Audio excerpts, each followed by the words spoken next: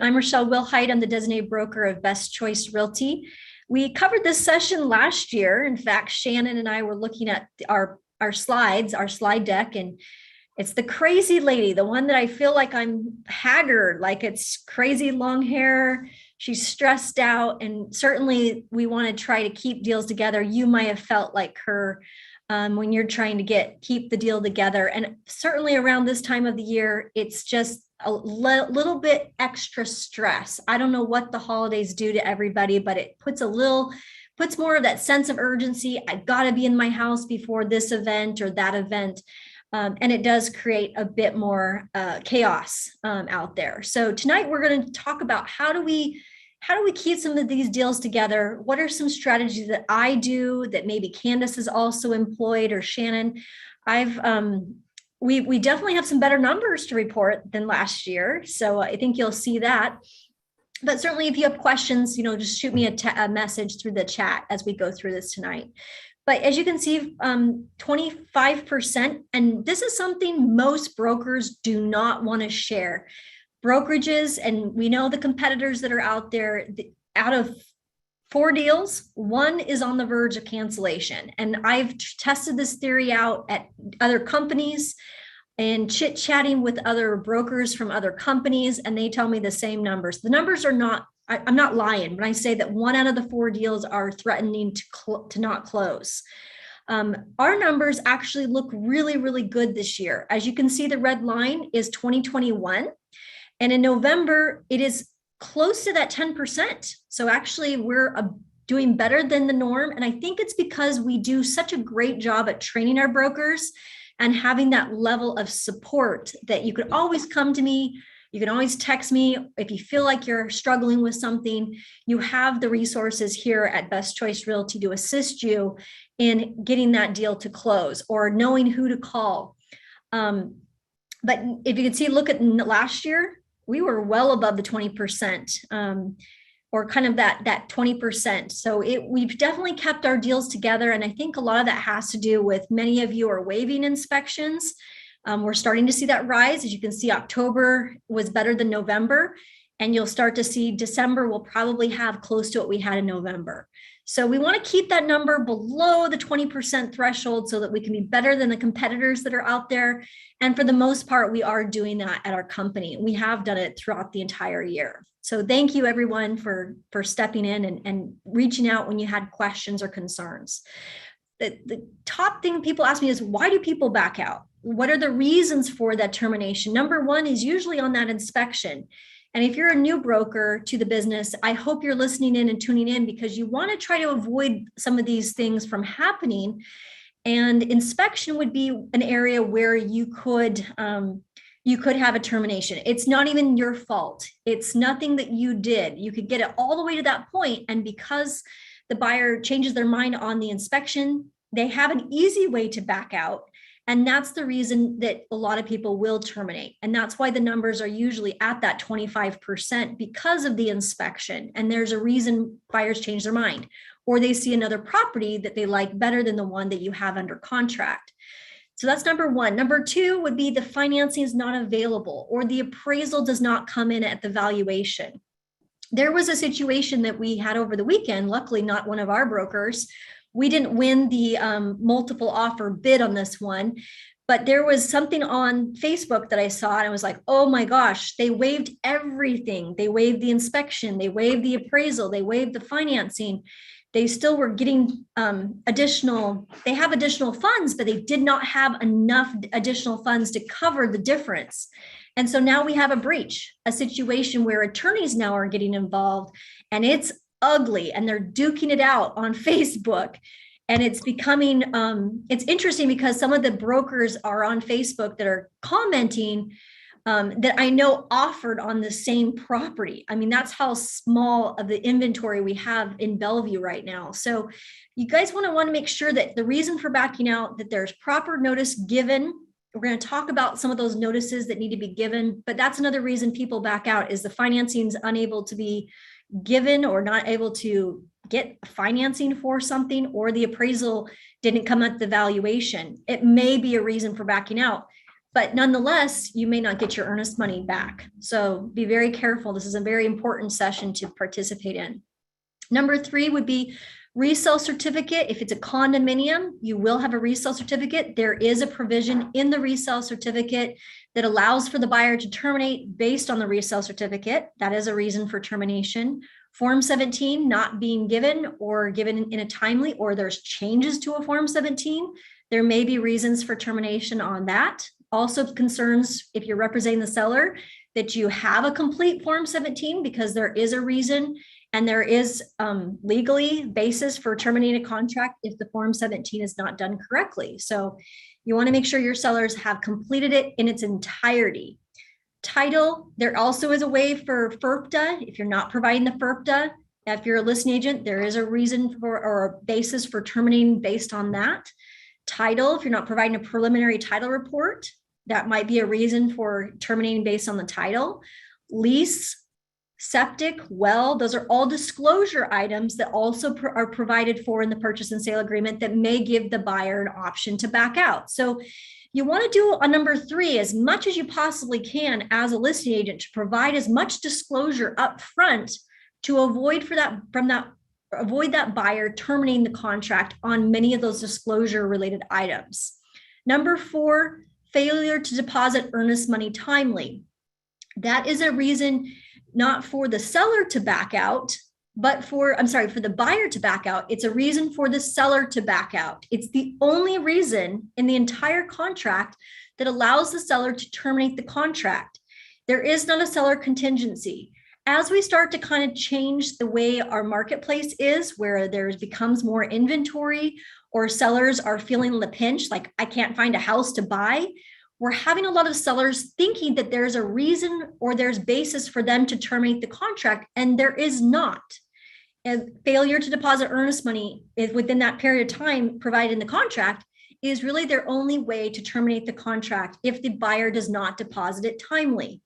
There is ways to talk about that. If you have a situation like that where the seller is like, ooh, I don't want to sell anymore, and I want to terminate the contract, and you did get mutual acceptance and the buyer has not performed or turned in their earnest money timely, we need to kind of go in strategically and provide the notice appropriately within the timeline so that we can actually get the seller off the hook for actually selling their property. It's very rare that that happens, but it does happen once in a while. And around the holidays, that is an area where the reason for backing out, seller contractually, once they put that closing date on and they've actually agreed to the terms set forth in the agreement, they are obligated to sell. They don't have options like they have in other states where they have the right to terminate for other various reasons. Home sale contingency, the home didn't sell. And again, this is not for the seller, this would be for the buyer. If the buyer is unable to sell their home and they have a home sale contingency or they were bumped, they don't have to they can actually terminate the contract based on that. So we do have some provisions, and again, proper notice has to be given in order for those contingencies to be intact, but there are many reasons for a buyer to need to terminate or back out of a contract, and I've given you 4 various options already, or 5. Number 6, the extension is not signed around. Buyer and seller, when an extension is needed and the parties cannot come to an agreement on an extension, then the parties are not obligated to continue with the purchase and sale agreement. And so sometimes that happens where the seller, the buyer has not performed, has not followed through on their things, and the seller does not want to sell because the contract provision has not been met. There are extenuating circumstances that I might want to get involved with. Sellers cannot just refuse to have the appraiser come into the property and not comply. But if the buyer has done everything that they can and they, for some reason, cannot make the financing cutoffs or they can't get the docs drawn and delivered to, and the seller says, you know what, I've changed my mind, I don't want to sell anymore, and they did not fulfill the contract, the seller may have the right, to or not to sell anymore after that period has passed. Seller remorse, buyer remorse, it's a real thing, you guys, especially when we're talking about a very challenging market right now. Sellers are having seller's remorse. Buyer's remorse is the real thing, and they see maybe a house that comes on the market in Kirkland that they like better, and they could walk away. We had a guy walk away from $25,000 just last week alone because he saw a house in the same neighborhood that he liked better, and it was actually a better price, and he didn't want to move forward. He walked away from the 25,000, wrote a contract with the other, and the seller got to keep $25,000 of the earnest money. And he actually wrote up on the house that was just down the street that he liked better. So that is going to happen more than you can imagine in 2021. And we want to be prepared for all of those things, those potentials of people wanting to back out. Let's go to the next slide. So remorse is a real thing. Buyers question their choices. Is it the right time to buy? If you start to hear your buyer asking this or asking you questions via text or on the phone or when you're at the inspection, is it the right time to buy? They are having buyer's remorse. They speculate about the marketplace. They are already having buyer's remorse maybe before they even get into contract.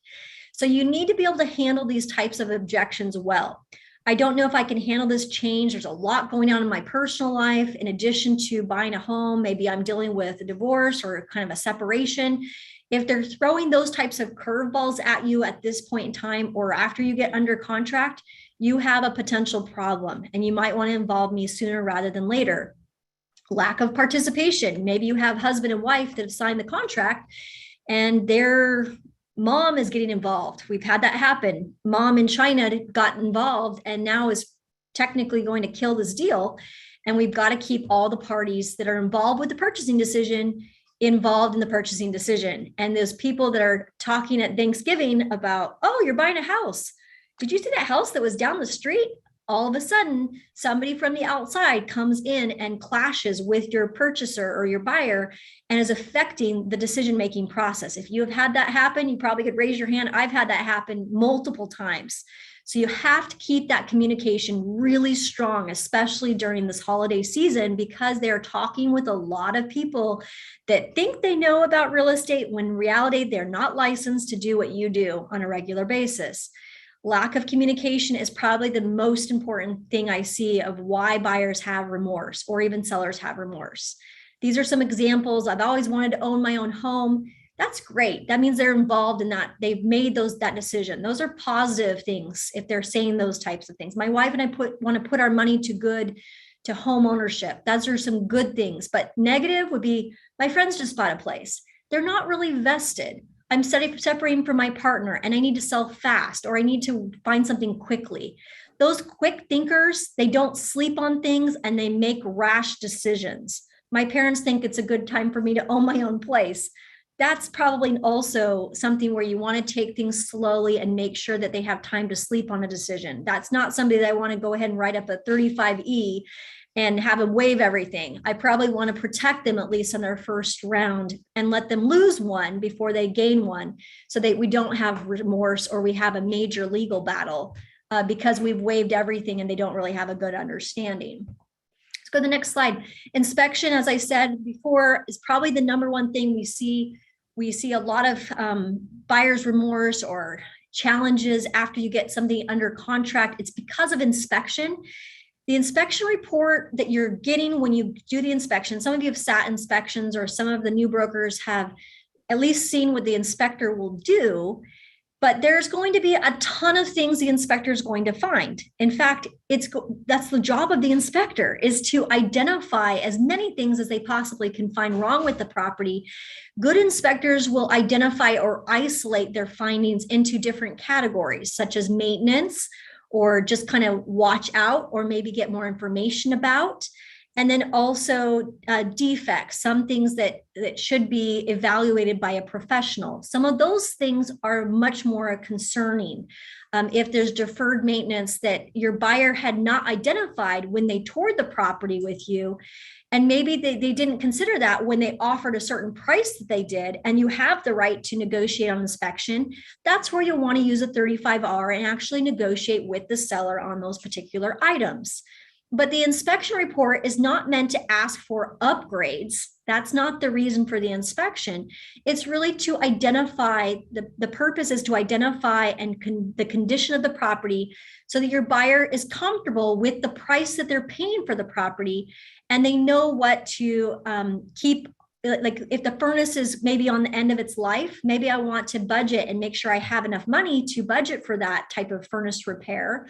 Or I maybe need to have the seller do a service to ensure that it is in good working health and there's not a repair that's necessary.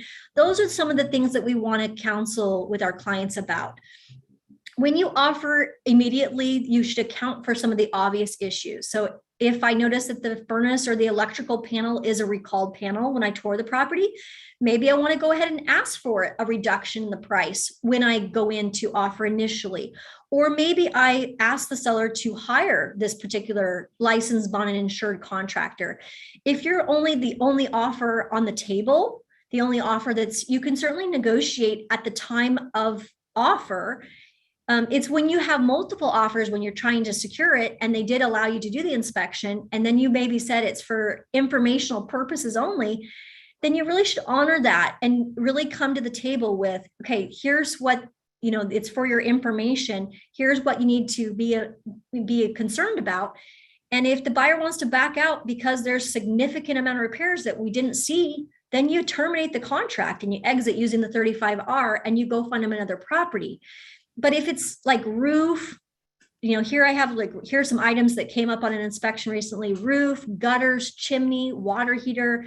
I talk about the rule of three. If there are three major systems that are broken, especially for first-time home buyers, there's significant repairs that you didn't identify when you toured the property. It's hard to overcome more than three things. So if you can isolate that and get the buyer to really see the inspection report and what are the three major things that are important to you, and let's see if the seller can fix those so that you can stay in contract. It's identifying, if it becomes more than three, it's probably better to cut your losses and go find another property. It becomes harder to negotiate. But if it's only a few things that you can ask the seller to do, many times the sellers are agreeable in order to keep the deal together and not have to go back to market, where they may have to have a chimney guy go out and a roof being, dealt with. There's a lot of things that can be negotiated. So that's the 35R. Many of you use the wrong form to terminate. So I'm going to just put this out there. If you are terminating on 35R, you deposited your earnest money, you send over the 35R and the form 50, not the 51. You do not use the 51 with the 35R. They don't go in conjunction with each other. The proper thing to do would be to send over the 35R and the form 50 and authorize escrow to release the money to the buyer and the seller per the purchase and sale agreement. When you have done this correctly, then the sellers and their broker, their designated broker, are like, oh, wow, they've been trained correctly. If you send over a 35R and a 51, you might get it done and the sellers might sign off, but they're going to wonder, are you terminating just because you changed your mind? Or was there actually reason or basis for terminating the file, even though you put on there 35R that you are terminating based on the inspection?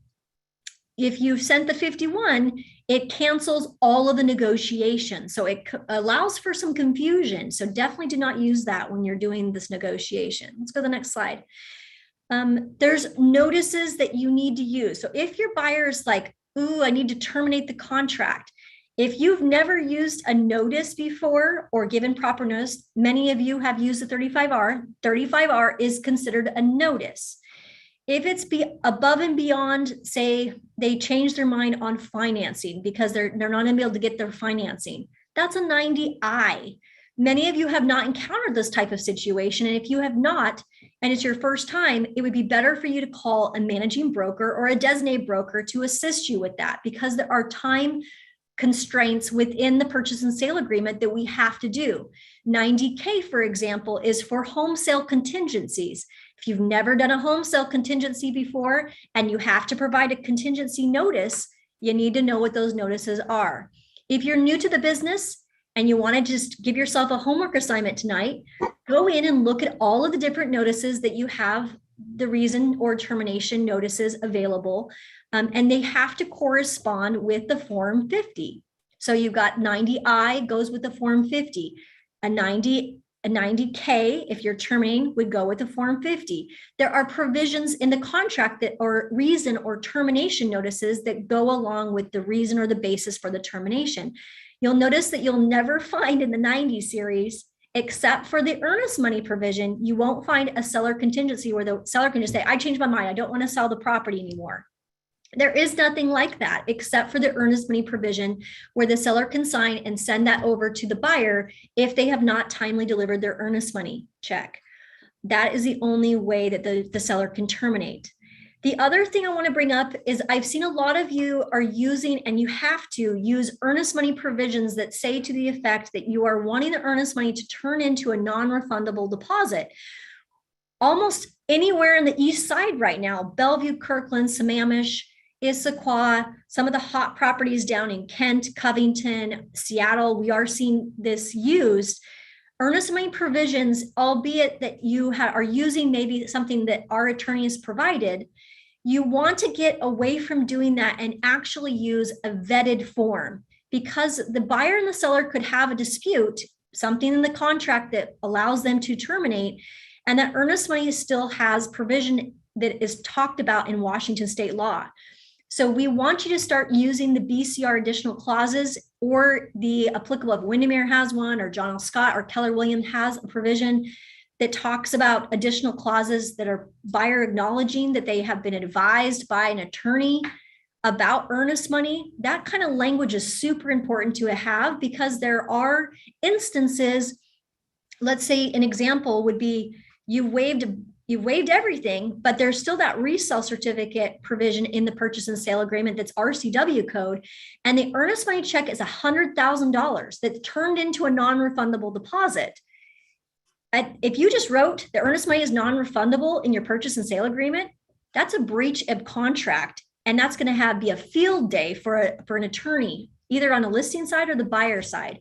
Luckily, we don't have $100,000 at stake right now in our firm, because up to 5% of the earnest money is the only thing that can be refunded, or because of the way the state law is written. So you have to follow, and escrow is instructed to follow the contract. And so if you just wrote earnest money is non-refundable into your purchase and sale agreement, you are practicing law, and it's not legal to write it that way. And I see a lot of you actually copying maybe what another agent from another company or firm has been doing, and that is not proper. We need to get away from that and start using proper forms that have been vetted and endorsed or approved by attorneys, rather than trying to create language that can be up for debate when there is a dispute when it comes to earnest money. So up to 5% for earnest money. If it's above 5%, it's considered extreme, and that buyer will get anything above 5% returned to them, even in a dispute. So those are the kind of things that you probably are not aware of when you write language, or when you take the language that we provided to you and embed it into the contract. Then it becomes more of a problem if we have a dispute. So again, let's try to use the forms as much as possible. That's what they're there for. We have the BCR additional clauses uploaded for you to use as a buyer's agent. And there is a checkbox on number 3 that talks about the earnest money becoming a non-refundable deposit, but there is some acknowledgement and risk that the buyer assumes by having that earnest money turn into a non-refundable deposit. In the instance of $100,000 more, and the purchase price was, say, fairly low, the buyer would only actually lose the 5%. The seller would actually be sued for giving back the remainder above and beyond the 5%. That's in the purchase and sale agreement, and that is not something that the RCW code has changed. Let's go to the next slide. So Form 51, use sparingly. In fact, I don't want you guys to use it unless you've talked to me, if you're not used to doing cancellations or Form 51s. It cancels everything, the negotiations, the showings, the discussions, the back and forth between the parties. It cancels everything. So I'll make that very clear. The parties have to agree to all of the terms.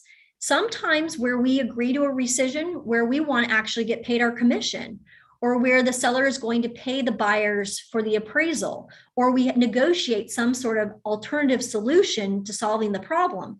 That's where we want to involve our attorney. The Form 51 is to be used sparingly. It's not to be used like a lot of you are using when you send over the notices.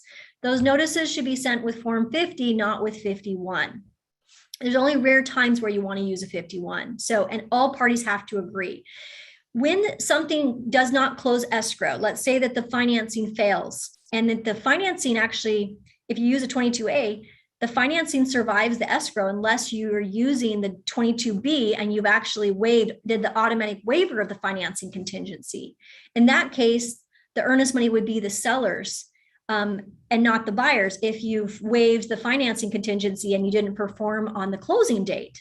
However, most of the time, you guys are just using the standard 22A with the provision in Term A, which talks about the financing contingency survives the life of the escrow. Then we start to having a debate between two companies or two firms when it comes to my client backed out because they were unable to obtain financing. It's still not once you pass the closing date, it becomes an earnest money dispute that I get the pleasure of handling. I do on average, you guys, about 5 earnest money disputes a month. That's how real this is. You guys maybe only experience that once or twice a year if you're lucky. So anytime you have an earnest money dispute or you're feeling like somebody's at breach or you are having a challenge with the other agent, the sooner you can involve me in the process, the better, because I have much more experience at handling these earnest money disputes. And I know how to involve an attorney if we need to involve them at the right time to negotiate these types of situations. So definitely I think that's one takeaway I have for tonight is don't be using 51 on just everything. You want to prevent and solve the problem before it gets to that extreme where there is a dispute on earnest money or before the deal is going to cancel. So this is really, put yourself in J-Lo's situation. I love J-Lo. So J-Lo, in the wedding planner, she wants to keep the deal together. So I'm going to kind of conclude with this. Your role as the buyer's agent is to reassure the buyer and keep them informed. Communicate the hell out of your buyer. Make sure that they are familiar with the forms that they're signing, that they know you've got their back, that they're being properly represented, that they have a broker owner like me who can jump in at any time to ask, they can ask a question or get clarity on a situation at any point of time. Reassure them that you're backed by a company like that, because many of these 100% companies out there that you compete with, they don't have that type of support or backing. After the contract has been approved, you need to reinforce their buyer decision. And you can do that with a consultation. Do another buyer's, maybe you have to get them on Zoom, get both parties on the same page. Give them a call, put them on speakerphone. Make sure that mom at the holidays event that you're going to, maybe she just needs to be talked to and just kind of explain how many houses that you wrote for your son or your daughter.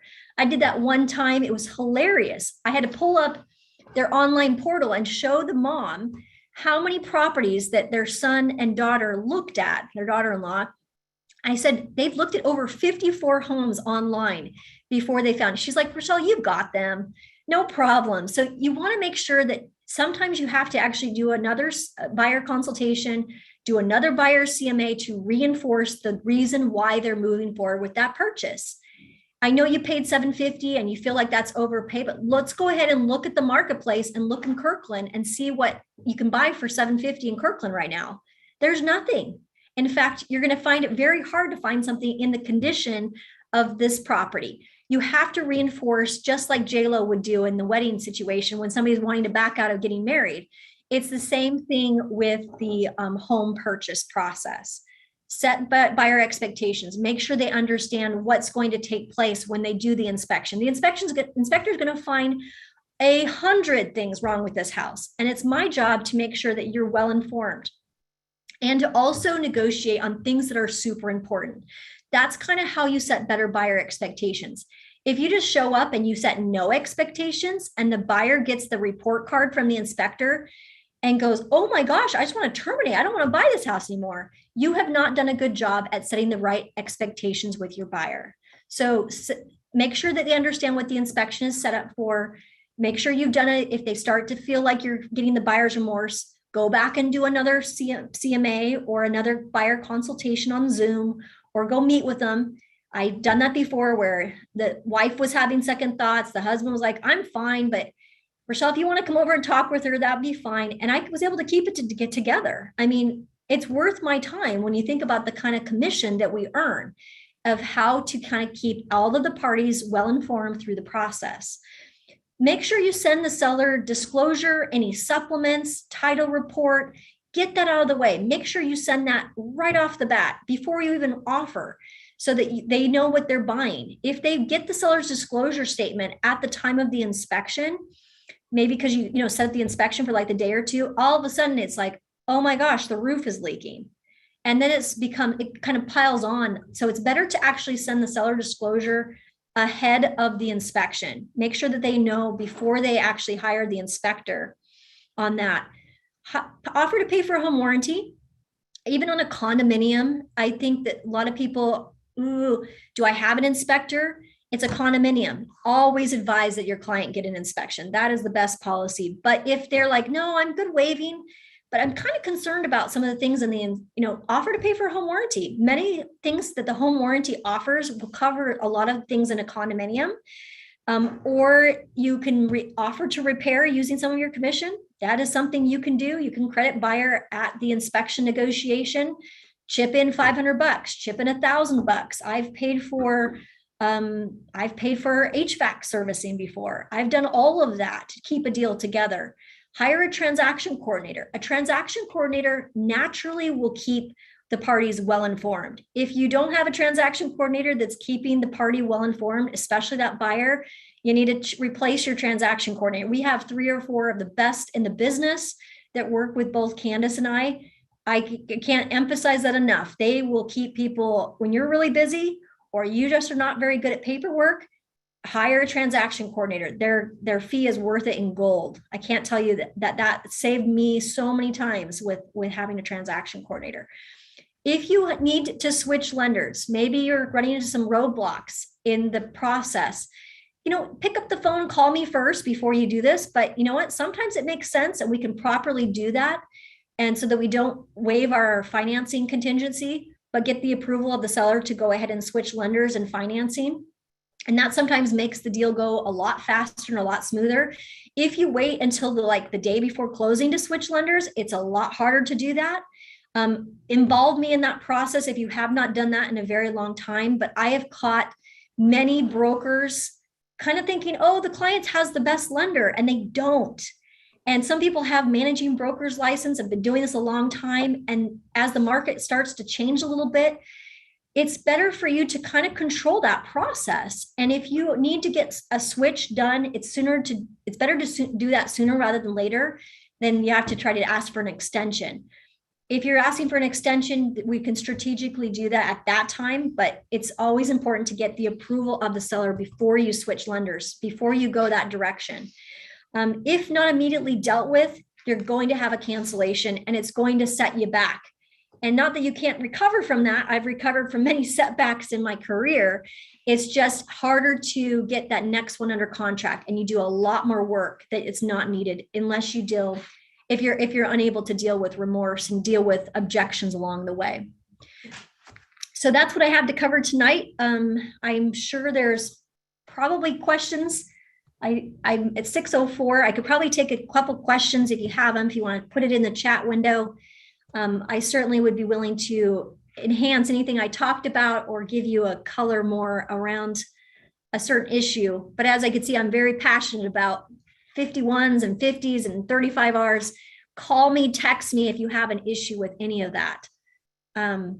Candace, did I have anything that I didn't cover that I need to cover with you guys? No, that was good. I agree. I typed in the chat, ditto all of that. 100%. 100%. Okay. Any questions, you guys? If you want to unmute, *6 to unmute the line.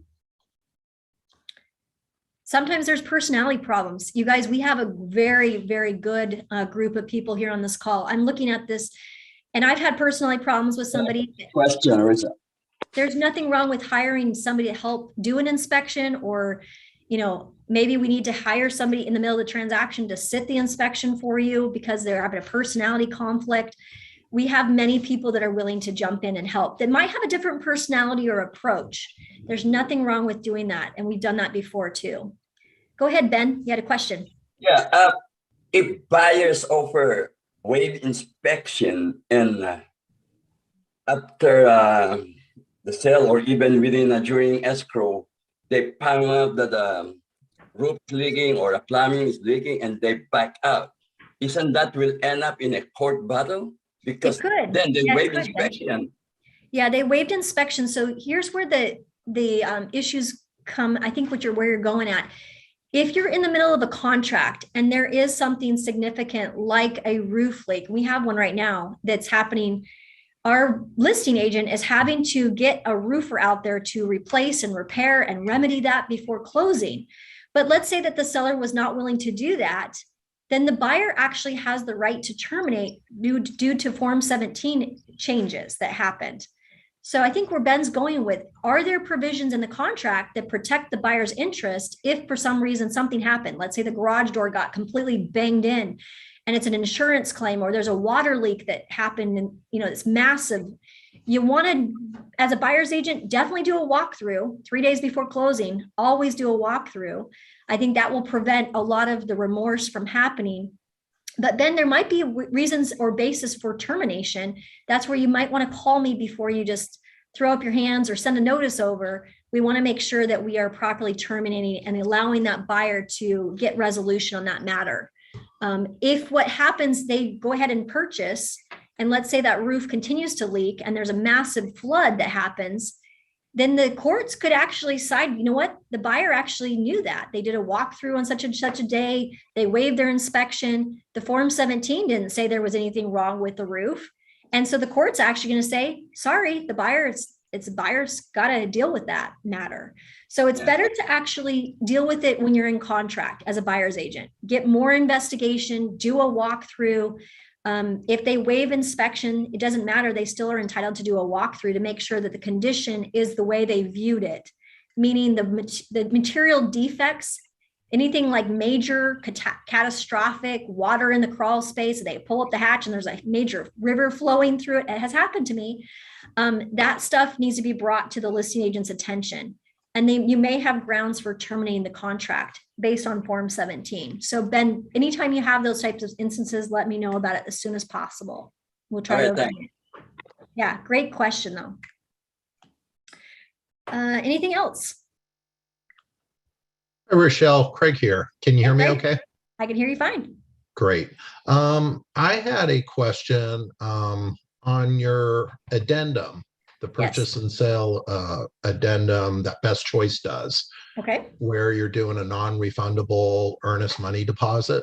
Correct. Is there any way, 3 days is a long time, and some of the people that I'm up against, they're like, we want that earnest money deposit wired or a cashier's check right away within that, the day or something. You want to change that? Especially when it's not an all cash offer. Okay. So I think it's a great suggestion, Craig, and my attorney would have no problem making that change.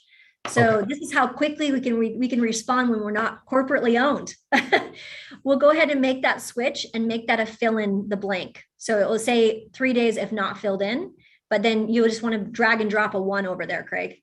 Does that work? Okay, perfect. Just to let you know, CB Bain, they had a similar form, and on one of my listings, what I did was, or one of the active sales that I'm representing the buyer, we actually took it from CB Bain, and that made them feel very comfortable.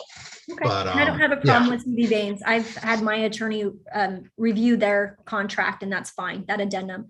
Windermere also has one that's similar to ours. I believe they have 3 days though too. I'm actually fine with the 1 day, Craig. Which brings me to the thing, don't be writing earnest money non-refundable if you're checking the box check. It has to be a wire. It cannot be a cashier's check. It can't be any of that type of thing. The money has got to be wired. So you got to provide for that at least. The wiring has to be done within that next day. Okay, can't be cashier's check. No, it needs to be a wire. I run into that with 2 different escrow companies recently too. Interesting. Okay, I didn't know that. Thank you. Yep. Okay, great question, Craig. Thanks for bringing that up, and we'll make that switch. Shannon made a note of it. We'll get that switched in transaction desk as well. Hi, Rochelle. Hey, Kate. Hey, just out of curiosity, so what happens if the earnest money is deposited on time and the seller wants to back out? So They're you not said able to do that. The seller wants to back out, and the earnest money was deposited in time, then this basically, the seller could be sued for performance. And they have to be out, they have to basically watch. So you're kind of watching the entire, if you're representing the seller, you're watching for those timelines. And if that buyer is not able to perform the contract, meaning the financing contingency, they can't get the docs, they're asking for an extension, they can refuse to do an extension and take their home off the market. But they have to provide, they have to let the appraiser come in, they have to let the financing go through. And if for some reason they're not able to hit those deadlines, then the seller can not agree to close, but they have to actually perform on the contract. let's say everybody performed, everybody did what they're supposed to do, their due diligence. Seller changed their mind for whatever reason, something happened in the family, he doesn't want to sell. I guess the most specific question would be, can the buyer sue the seller for Yes. certain losses, including Yes. the fact that there are sometimes longer closings, and Yes. today market grows not even every month, every week, every day. Yep. So 2 months down, same house is probably worth, I don't know, 5% more. Yep. So the answer is yes, all the way down the line. In fact, we can sue, we have done it before. We have sued the seller for our commission.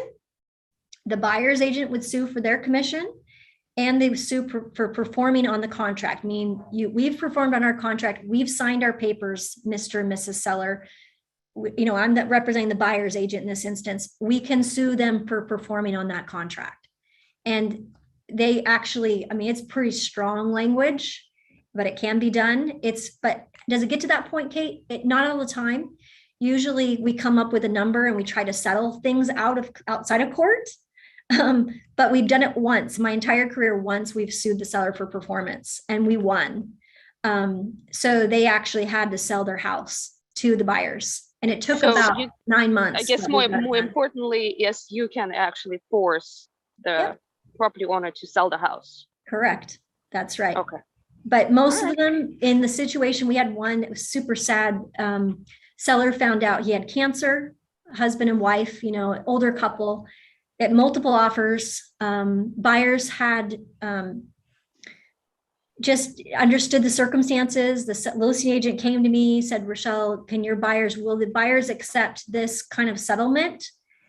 We'll pay them $25,000, reimburse them for their title and their escrow, their appraisal fee, everything. In addition, we'll do a settlement of $25,000. I had my attorney get involved, obviously, to negotiate all that. We'll even pay your commission. And then, the buyers did let the seller rescind, or we came up with an agreement. It was actually a 4-page rescission agreement that was negotiated by 2 attorneys and 2 real estate firms because of that circumstance where we had a person that was dying in the house. That was an extreme circumstance, but it did happen. And it has happened in the last 2 months. So I know that they're out there, Kate. Can I say, do they always get sued? No. Has there been a certain circumstance where the parties came to an agreement that was suitable? Yes. Do we have to involve an attorney? Yes. And it's definitely not for the faint-hearted. It has to, both designated brokers have got to be on the same page of what's going on and what's transpiring. So it's not easy. How long does it usually take? Take months to resolve. Yeah. A few months or? This one that I'm dealing with right now, we're on about just over a month to handle that one.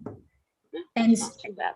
No. And the buyer's probably, I think they got mutual another house, knowing that we're going to actually get this resolved, but we had to help them find another place, right? So it's uneasy, and they have to feel good about the situation, have to be on the same page. So it's all hands on deck, and everybody's got to be moving in the right direction.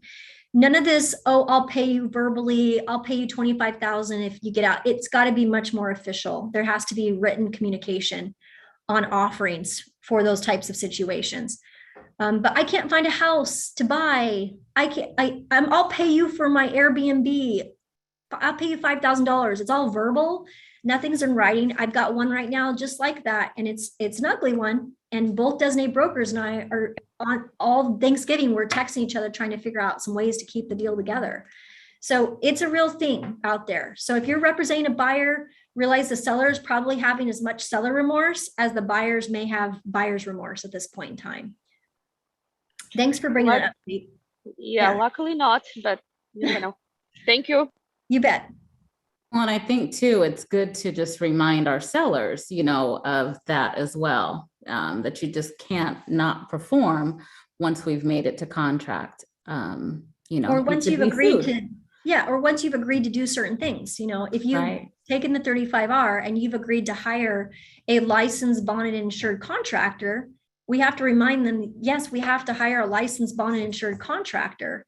We can't just cut corners and decide we're not going to do that. You also have a potential of being sued, or the sellers have a potential of being sued for that as well. That's a breach of contract.